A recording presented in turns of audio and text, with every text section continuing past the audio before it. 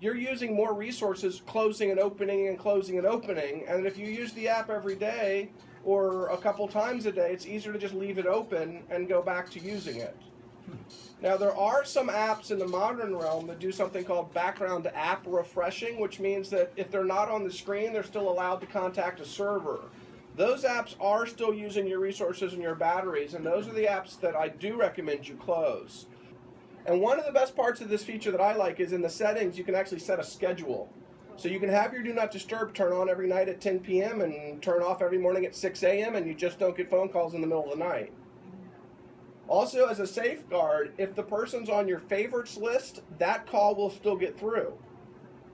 Okay, so if it's my wife or my dad, there's an emergency, I will still get that call at 2 in the morning if there's an emergency. But if it's some random friend at the bar at 11:30, they can just go straight to voicemail.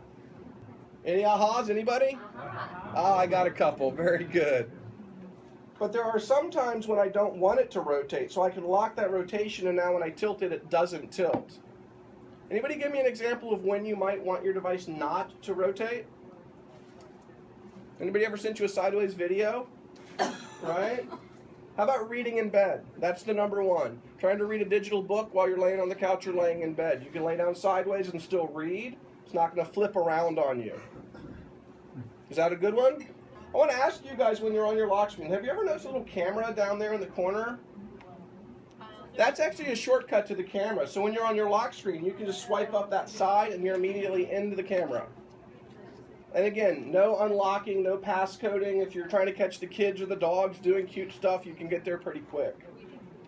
And if you didn't know this, the brightness of your screen is actually your #1 battery drain.